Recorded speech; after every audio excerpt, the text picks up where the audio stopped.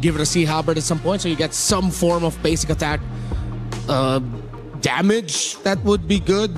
And then you pair it up with even more burst in the center. So as you mentioned, the Farsa pack. The thing is, are they okay with playing the Paquito into the Jushin and the Belleric? So they pick up the Vexana, one of the heroes that we did mention all throughout this draft. Again, ONIC damage profile, their strong front is just good. The Vexana for the Hirara in the mid as a means to support that jungler is so much better. Have they had an answer to the Fanny yet?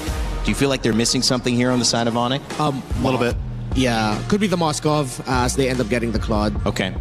The fact that they locked in this Vexana first, though, means they're definitely still thinking about how they want to round out this draft. But yes, Moskov could be an answer. I mean, it's not exactly an answer, but it doesn't get targeted down as easy. They haven't found any hard crowd control. Picking up the Uranus, also a little bit dangerous, because the reality is he has zero crowd control as well, and Fanny can just move right by him.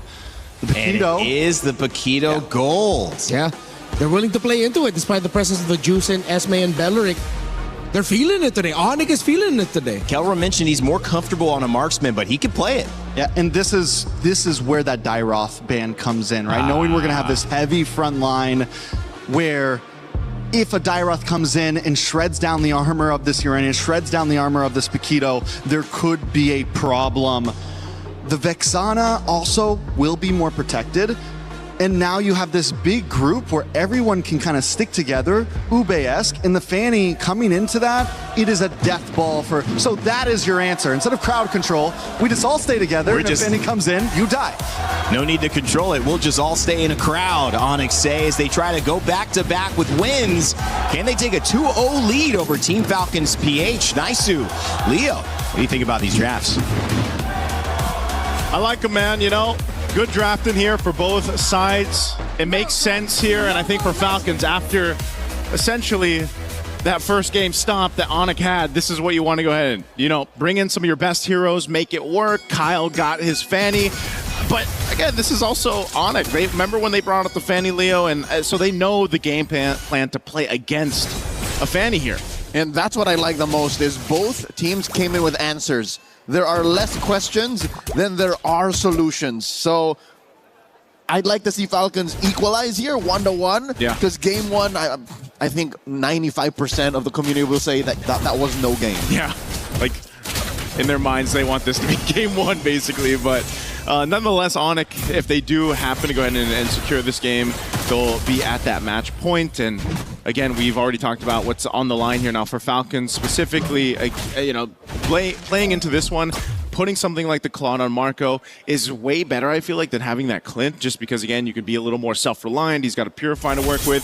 This was the hero, again, that, you know, this bulletproof Marco moniker started on, and just the fact that he's really hard to kill on it. So some of that alleviated by the fact that you complemented it well with a Jushin, who could help control some of these team fights, you know, around this beacon and that Lantern Flare. Flap, usually pretty dominant on the Esmeralda. I mean, the XP lane is going to be, you know, nothing's fancy is going to happen against Uranus and Esmeralda. It's more of what happens into the first objective fight, which is just seconds away here.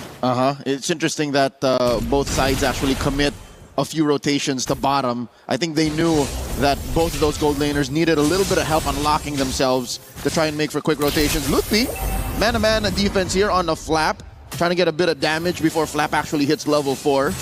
The Prior actually does that first. T-Boy looking for a quick frigid breath to stop Flap from pushing in. Quick knock up on that Lantern. T-Boy down to 1/8 of its health. He does survive.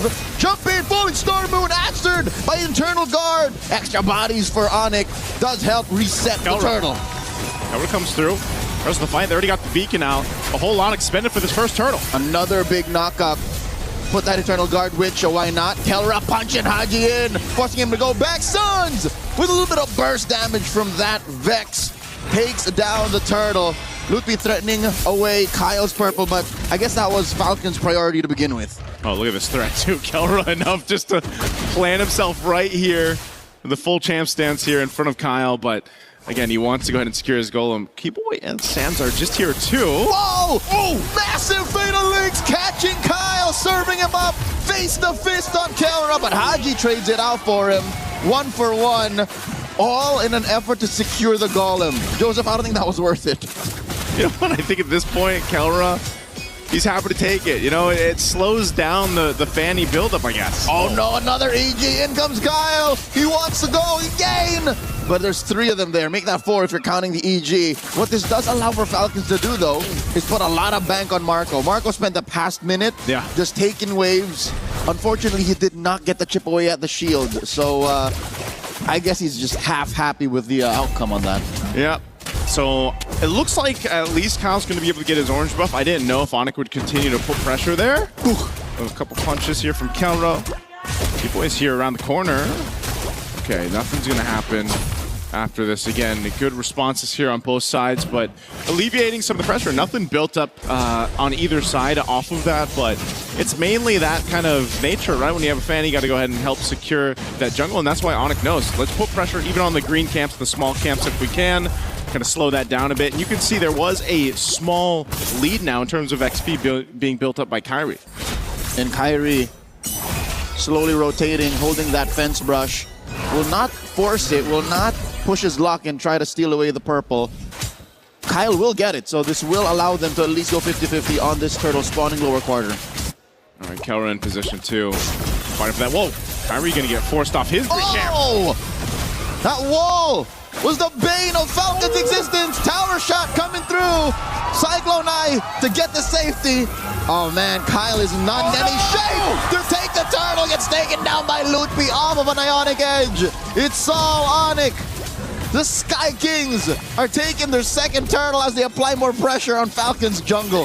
I thought it was going to be the perfect escape, man. The cables going through the walls, getting a little speed boost, but then Lutpi comes through with the flicker to take him out. So now ONIC looking to build up more. Consider used. Oh, Ogwin used that Wrath the Dryad defensively to stop him from pushing forward. Are we back to square one? Is this the game 1 situation all over again? ONIC playing on ONIC time. Yeah, feels like it. I don't know if they're going to be able to get this turret too, it looks like. Oh, hold on, they want to attempt. Falling Star Moon, Flap, put down about 0. Just like that. ONIC are 2,000 gold up, given that was 4 members of ONIC underneath tier 1. Yeah. It's not as devastating as Game 1's Turtle Take that, where we had that one team fight and ONIC pretty much took everything. 6-0. You know, 6-0, but Falcon's still okay. This lead is building up. They got to look for something to slow this down, though. That's the big problem. I mean, look at this. Keyboy's waiting position 2. Lutpi enough to zone out. Oh my God, Haji had a couple of major members of ONIC behind him. And now Ogwin tries again.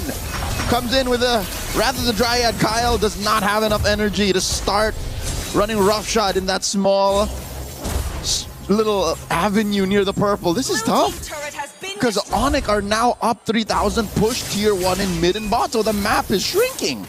The crazy thing about it is ONIC's not really doing anything too fancy. It's just they're kind of putting pressure where they need to on the camps here of Kyle, but you know, because that's the thing. If you put enough pressure, you know that Falcons has to respond to allow Kyle to get this kind of farm, or even his purple buff, hell. And ONIC can just continue to press down on the wound here. Uh-oh. Get a quick knockup, but answer with a fatal link. Super Marco couldn't make that blazing duet last more than 2 seconds. Ogwin underneath 3. Make that 4. EG coming in, knocking up the big tree, chopping him down. Lutpi scores another. But they find a punish on Suns. Can Kyrie finish what he started? And Kyle folds. They might find a shutdown on a Kyrie here. Kyrie gets away. Oh man, the mobility again with Hirara on the showcase here. Just when you think, you know, sliver of HP left, we're going to at least take something down. At least Kyrie, but he gets away. Let's look at the replay here. Brought to us by STC again. The Eternal Guard in this fight. Enough crowd control to keep Ogwin in place. Obviously, Kyle comes and gets a kill, but at the cost of his own life too. So, you know, again, it's just ONIC playing to the advantage. And now we're going to see that continuing happen here on this side of the jungle. And they've already got this lead built up, 5,000. Oh no, ONIC knows. Oh no! They force Kyle a retry as he goes for his purple. They take him down, and they are gonna continue to march through. They steal away his buff, kill him, go for the turtle, and then pressure mid continuously. Man, I don't know. ONIC's lineup is just like having, they just got bouncers, man. They got the Uranus, they got the you gotta count the Eternal Guard from the Vexana, and then you got Keyboy and the Atlas. Like, these are 3 tanky dudes just giving so much space to ONIC to work with. Technically 4. Because with perfect match, that's another body you have to worry about. True. Team Falcons are getting smothered here. It's literally just dude advantage. Yeah. There's literally more pieces that ONIC are bringing in, and 8 minutes in, almost 8,000 up. The math does not side with Falcons. Yeah, I mean, you can see this. I mean, Loopy of all people on this Uranus, just go ahead, face off against 3-4 members of Falcons. Doesn't really matter.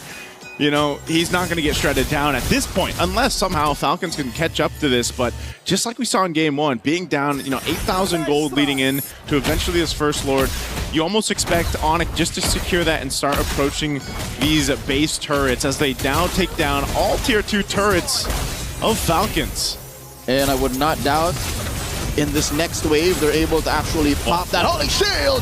Ogun falls once again. Kyle secures his Malefic Roar, so there should be some. Oh, Flap gets knocked out by Kalra underneath that inhibitor. I don't know if there's any hope here, Leo. It looks grim. 2 of your tankier heroes being taken down in the lineup here against ONIC.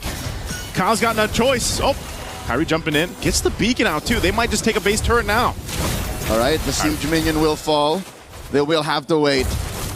Kelra sitting at 3-1 and 2. Sure, look at Kyrie 404, but Kelra since minute 1 has been the forward assault. He's been basically the bouncer that can't wait to get some quick knock-up on a Lutfi, but it's enough time to buy that takedown on mid. This is the best position for Falcons to be in, but Flop gets taken down first and Oakwood too. Kyle was dealing with the wave down bottom, and now they have to clear the wave in mid. Lest ONIC end it now. No way. Okay, they should be able to clear this. They still have a wave, though. There is still a wave, and Marco's here, waiting for Staffs on AOT and Blazing Duet. ONIC are taking game number 2. Match point for the Sky King.